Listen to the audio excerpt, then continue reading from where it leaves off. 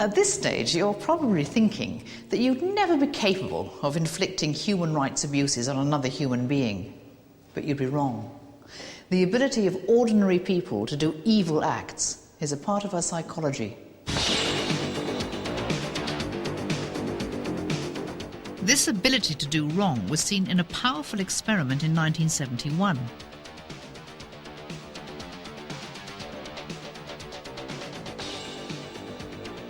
24 ordinary 19-year-old student volunteers were arrested and imprisoned in the basement of Stanford University by Professor Philip Zimbardo.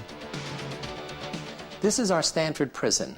We replace office doors with these prison cell bars in each of 3 office rooms. Over here is solitary confinement, the hole, a tiny little closet where boys were put in, sometimes naked, sometimes in shorts, and either sat or stood up, sometimes for hours on end, for infringements of the rules.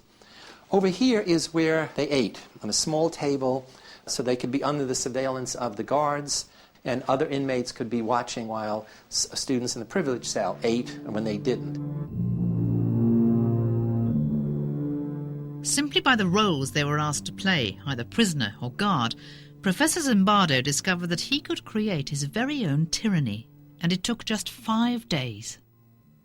On day 1, these groups had everything in common. They were identical. It was just by a flip of the coin that they were guards or prisoners. Within a matter of a few days, there was nothing similar about them. And what you saw was the emergence of 2 classes of people, the all-powerful and the totally powerless. Prisoner 819 did a bad thing. Prisoner 819 did a bad thing. The brutality of the superior over the inferior group soon took hold. Remember, this was meant to be role play. What we're seeing is the final step on the road to tyranny.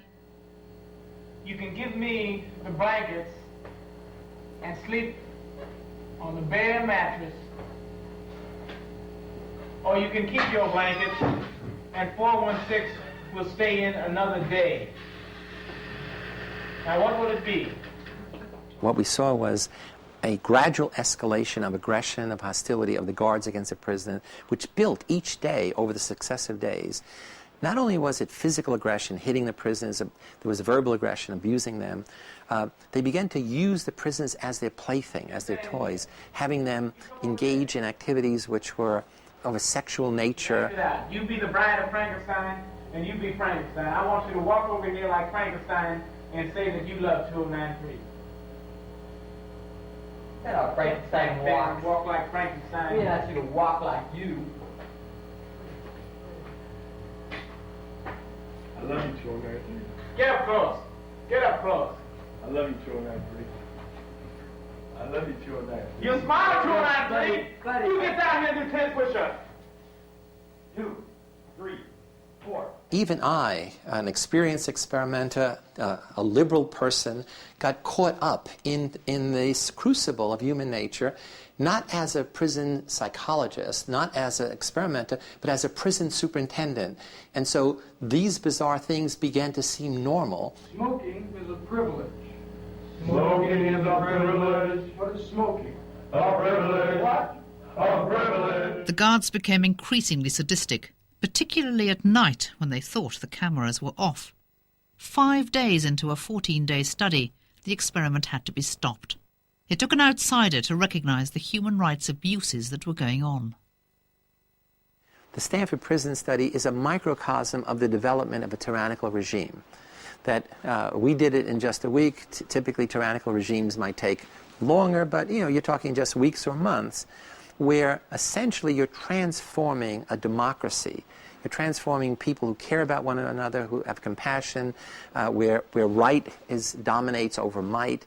And you're changing all of those values. You're getting people to suspend their morality, to gradually begin to blindly obey authority, to comply with rules that don't fit their basic values or beliefs, and to begin to conform, to begin to behave as a unit, as the communists, as the Nazis, as the fascists, to take on this group identity, which then dominates all of their thinking. Thank you, 416. These are the behaviors that culminate in our step 5, extermination.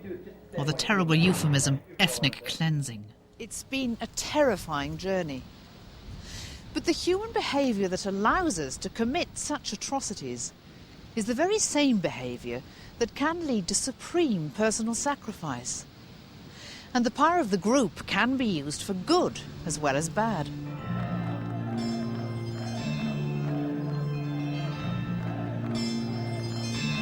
The recent events in Serbia could be interpreted as a step back from tyranny.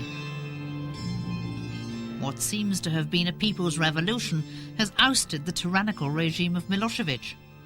But it's still too early to know if the new democracy will last.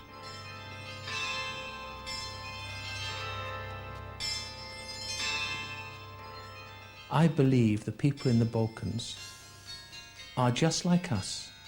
Put the circumstances like there were in the Balkans at the time, I'm quite sure we would go down the same road. There is no country in the world where human rights abuses do not occur. There is no country in the world which can claim to have a completely clean record. And the best countries are those which open themselves up the most to scrutiny and allow people to express their dissent and their opposition to anything the government may be doing.